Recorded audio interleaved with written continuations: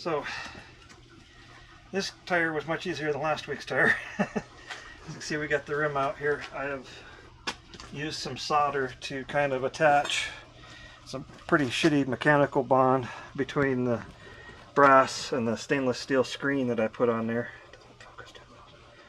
So the camera doesn't focus up close, but hopefully you got an idea what we're talking about. And that's the idea behind this, is to keep the glass beads in there, and I kind of beat on it with a hammer to keep it flush with the rest of the rim so it doesn't stick out. And then we'll put that back in this tire like we would normally. And before we do that, though, we have to add the beads. Sorry about my gloves. It's always the fun part. Always check your O-ring after pulling it out. Wash it off really good. Now you can see in here we got the bead locker in place. I'm going to spray it down with some soapy water.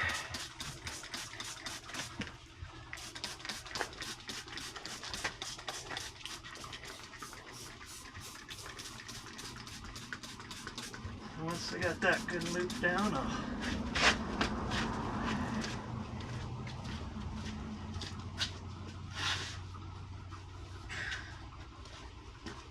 grab my BFH here and slide it over. So, as you can tell, I slid it over, and you can kind of see the beads down inside there. We bought bulk beads. Bucket's a little dirty because I spilled on it today, but there they are, balance beads. Put 7 scoops in there.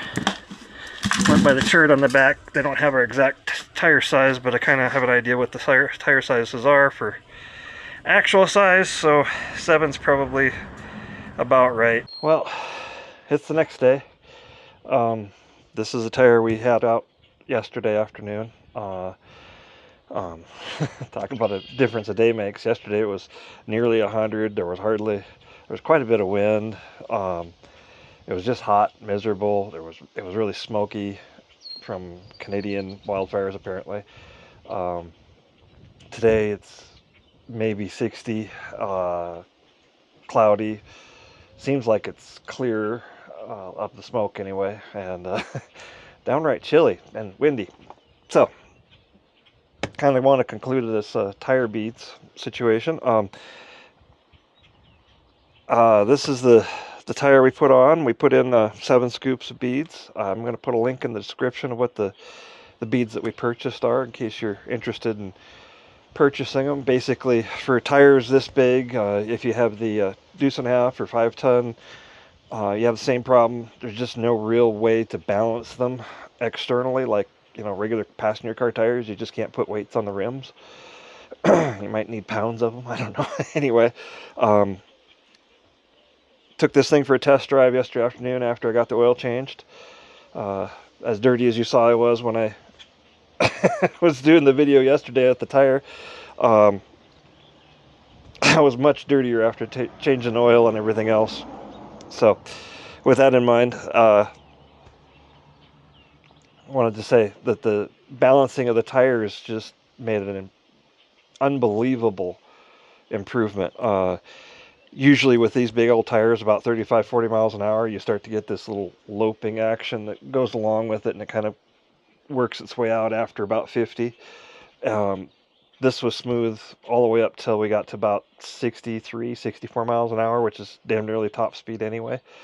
And that's when the tire on the driver's side that has a slight flat spot, that flat spot started to come into play, because it was just a vibration as we went around, and that little scuff mark that's on the other side tire, driver's side tire, came into play. But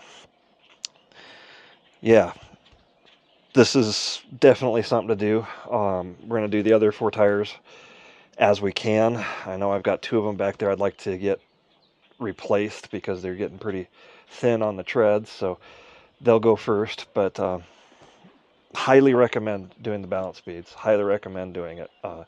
You got to remember to put a screen in though, because since especially if you plan on tire, letting the tire pressure down with a CTIS system, because you don't want it to suck any of those beads into the rest of your air system. So with that in mind, I hope you found this interesting and informative. We've got a whole bunch of other videos in the can. I got part 1 of our bumper build going on. Got some other videos coming, got some other big projects coming. I hope you'll give us a chance and keep watching our videos and keep coming back. Thanks.